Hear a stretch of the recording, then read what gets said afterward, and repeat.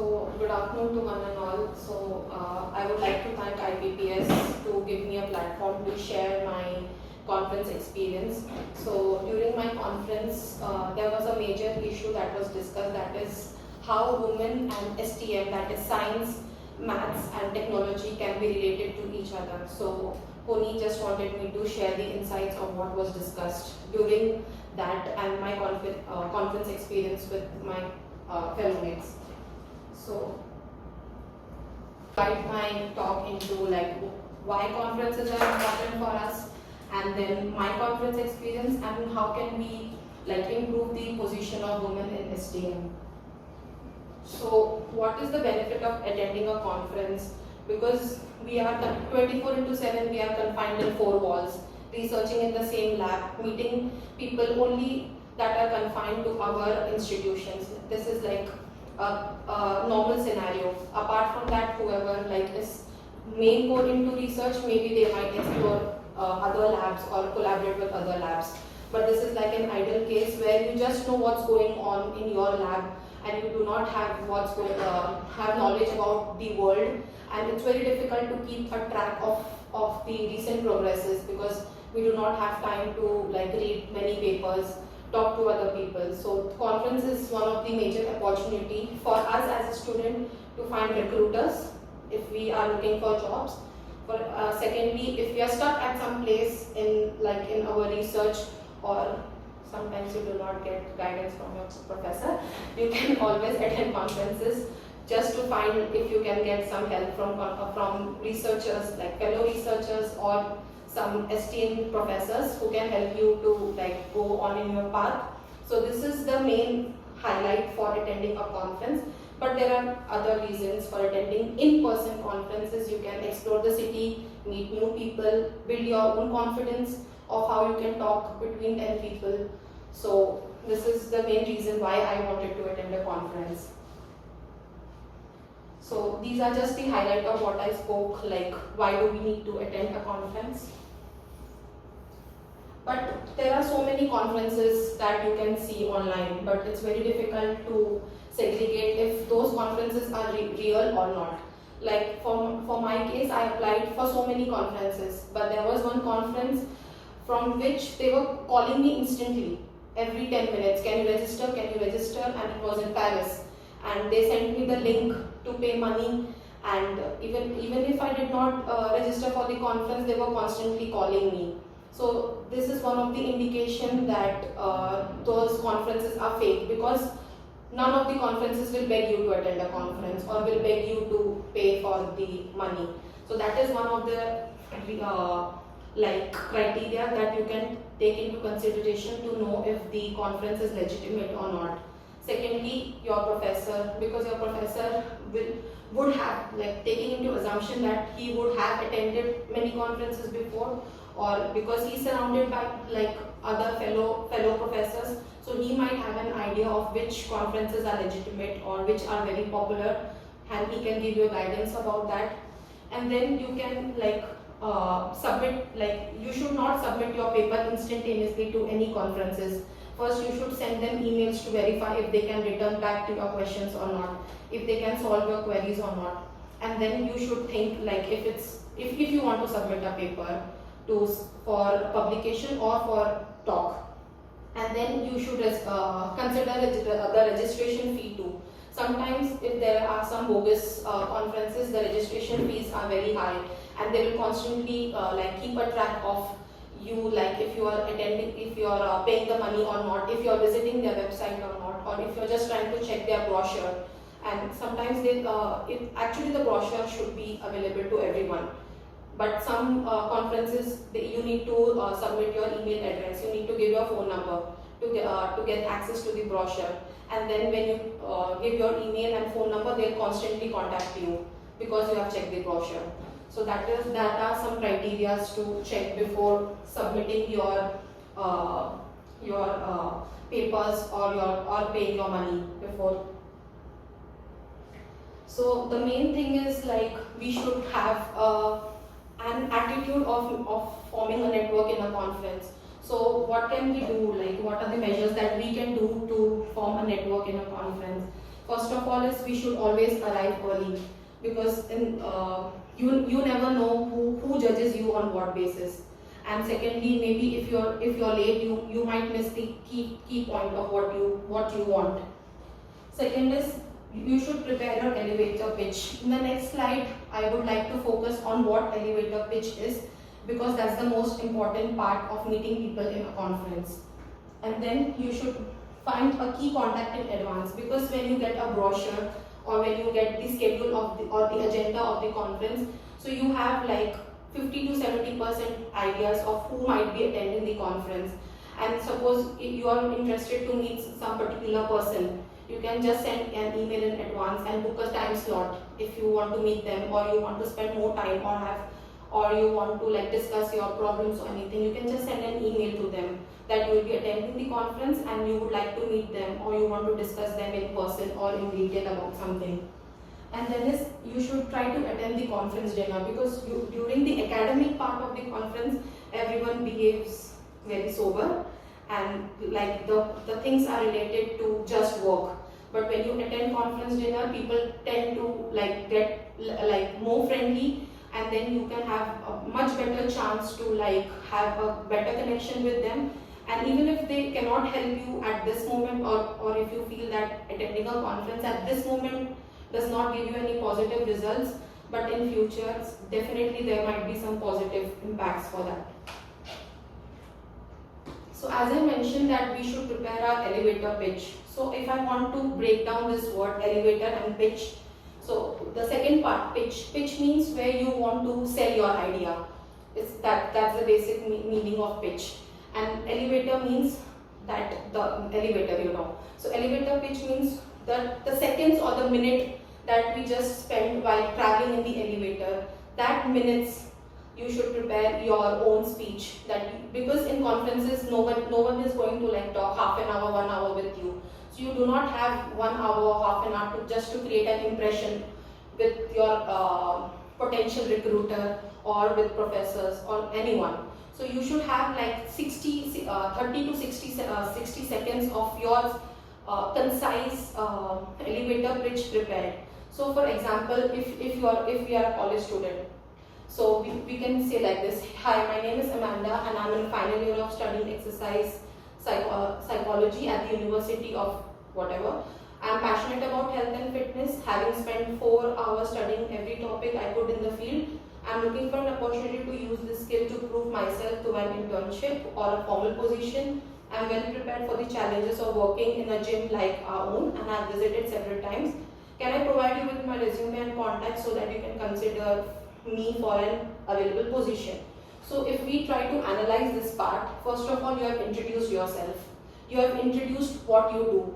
You have mentioned what are your goals, or what are you confident about. Secondly, you have also mentioned your future. You have like what are you looking for? You're looking for a postdoc, or you're looking for PhD, you're looking for a job. So third, you have like gained respect in his eyes in such a way that you consider him as your potential recruiter. So some people like that, like you look up to them, and that is one of the way you can like gain their attention in a conference.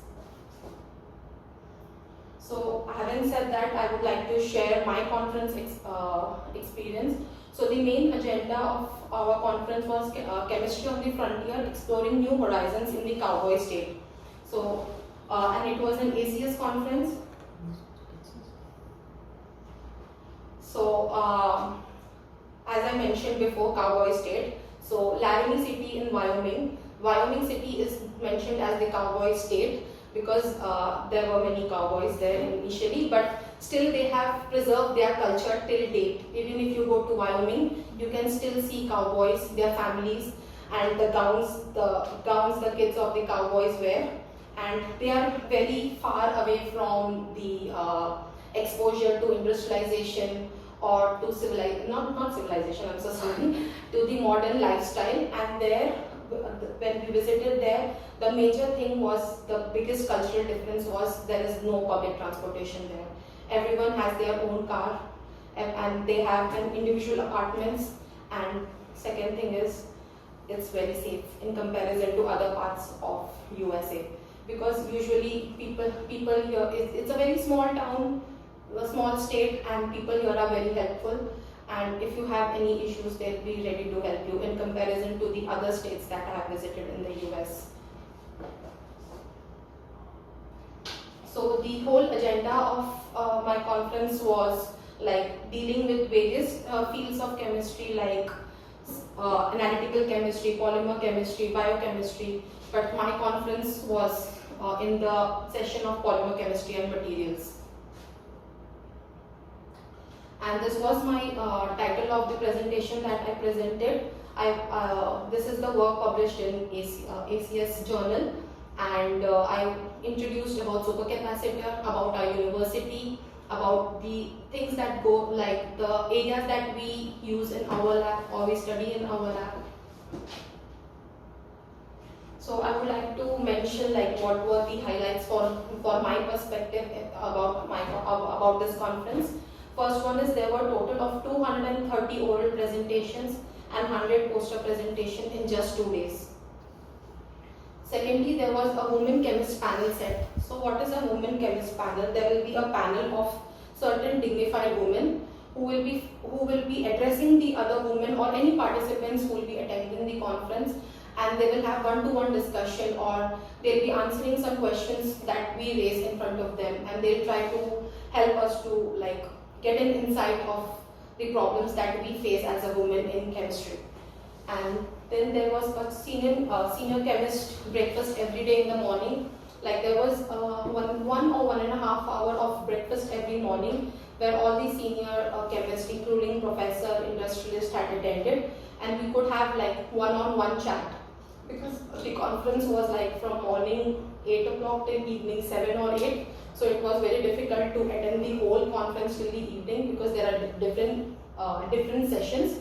So maybe if you are attending session A, you might want to talk with some people in session F.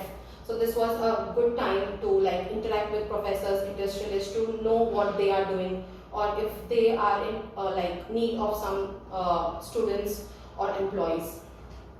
And fourth was the brewery session. So there is one brewery place in Laramie City where they like have the industry of making their own beer. So they had just arranged some fun session where we could like all go and like have some beer, and we can interact with the professors and industrialists, like the fun part of the conference. So these are some few pictures from my conference, my presentation, and this was like some sessions that I attended and some few friends that I made who are still in contact with me now. And that was the welcome dinner where the dignitaries from ACS, American Chemical Society, the chairperson, the editors and all had also attended, and they addressed the crowd there. So initially they introduced what really STM is. So STM stands for Science, Technology, Engineering and Mathematics. And why I would like to focus on this is because initially I did not know, because I did not face this thing, that women face discrimination in all the 4 sectors of the education. And since I did not experience that thing, so I did not have much knowledge about this thing. But when I really like attended the Women Chemist panel, I realized that this in 2023 also exists. When we have a whole set of women like achieving so many great things in this world, but still women struggle in these areas. So what are the challenges that a woman faces in STEM? First one is confidence and intimidation. Like we do not have any for example, if we have a certain organization, all the top positions are always occupied by men, and we do not have like a senior most female where we can look up to her, gain some confidence and talk. Second thing is why women do not have confidence to work in this field, because there are certain jokes made up on women when they do not know certain thing about STM, or there are some general jokes going on that women do not do not have the ability to work in that area. So when these jokes are passed on, we think that is just a joke, but maybe it might affect someone's confidence. So this is one of the reasons like why women do not have confidence and they are intimidated. Second is lack of transparency. Like there are certain organizations who will not involve any woman for their important discussions because they feel that their opinion, their brain doesn't matter, and that is one of the reasons where STM does not give a chance to women to work. Third thing is fighting social assumptions over gender roles. Same, like there are certain areas or certain things mentioned in this society that men can do and certain things female can do, and there shouldn't be any crossover, but that's not the scenario right now. Then finding mentorship. There are so many mentors in the world. I did not know this thing in the conference. There were 4 female panels, chemist panels, and they experienced this thing. They could not find any mentor just because they were females. And the second thing was that after getting a PhD degree, they could not find a job because they faced the most important pressure that a woman faces is, why are you so educated if you are a woman? We do not want any woman in an industry. And it was so very shocking that at this moment also, and that too not only in the Asian countries, the European, the Western people also face these issues. Fifth is lack of community or support network. As I mentioned in the first one, like we do not have a set of people who can encourage us to support, who will support us in our decision, in our desires. And this is the main reason why this topic was raised in the conference, because there were people coming from the US and outside the US, and they felt it necessary to discuss as the dignitaries of ACS conference people had attended. And someone mentioned that in the journals also, there are so many editors and so many journals, they might reject your paper or they might not give a positive reply if the first or the second author is a female. And people have experienced that thing. So these are some common top challenges that a female faces in the STM culture, is that unconscious bias, they are always compared with men. Secondly, workplace flexibility.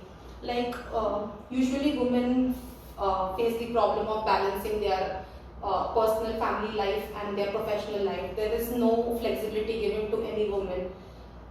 Even though now, like in recent years, the maternity leave and everything has come around, but then even after those criteria have come up in place, but then there always will be a comparison between what a man can do and what a female can do. And third is hustle culture. It is always said that men can like run around 24/7, women cannot, but it's not true. Women know how to balance between a professional and a personal life. And fourth is promotion paths are a mystery. Usually, if there will be a man and a woman working together, so many organizations will only want men to be promoted, not a female, because they say that she needs to take care of the house, so she can just be at the position and take care of the house. And lack of mentorship, as I mentioned before, racism, gender pay gap. There will be at the same position, men and women will be like paid differently. There is no equality in payment. Not speaking up or lack of confidence, poor communication and lack of work support. But people fail to understand that at this era, like when the science, technology, everything is going on forward, gender does not have any connection with education, and education does not have any connection with your sexism or racism. It's just people. I thought that people just focus on the work part, but it's not true. These are some researches done just in 2022, and you can see that there are so many problems listed here.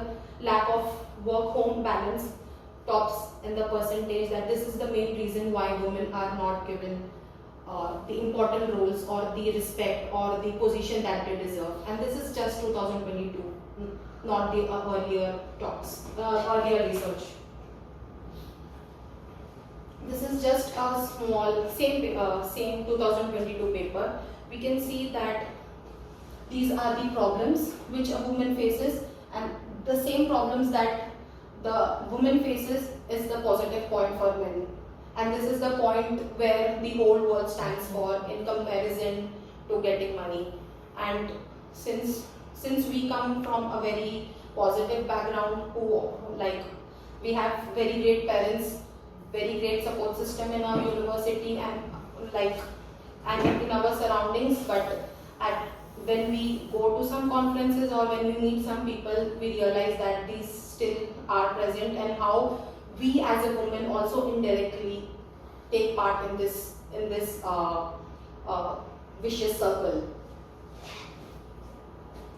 So these are also the same problems that a woman faces, and this is interview by a career research UK female, and she says with me the situation is more complex because it's just not being a female but also Asian female, and an Asian female who speaks English as a third language. So all of this compounds. So this is just an interview that was published in the newspaper. I forgot to add the newspaper headlines here, that in UK itself, where we see UK, US as top countries in terms of technology, research and finance and everything, there are some people who face this problem too. And how can we cope up with this thing? The first sentence that I still remember one female scientist said, and I quote her, "Just tell them to go to hell." This is what she said in front of 500 people sitting. That you can just tell anyone to go to hell. You should know how to stand for yourself, how to speak for yourself at this moment. And if you cannot have that, doing STM doesn't make sense, because you should have confidence in yourself if you know something, and if you see someone facing that problem, it's on us to help them to get out of that mud. So some of the coping mechanism is that we should spread some awareness and some education. Like in schools, we do have sex education, we have different sorts of education, but there is no gender equality education. We have a myth that when you are around people that gender equality comes, but it's not true. There are so many things inside ourselves that we do not say, but still we have that thing that women and men are not equal. And there are some other things that we can do, that we can look up to the other female. For example, if I go to 5th floor, I have Tarang and Vanessa. If I have some problem, I can go and tell them that I'm facing this problem. You guys can give some motivating talks that this is the problem I'm also facing, but this is the way I'm trying to solve it. So this is the way we can help each other to grow in life. So at last, I would sincerely like to thank my parents, because this conference wouldn't have been successful without them, and my professor Santosh, and all my lab mates, and Koni, for giving me the opportunity of giving this talk and sharing my experience. Thank you so much.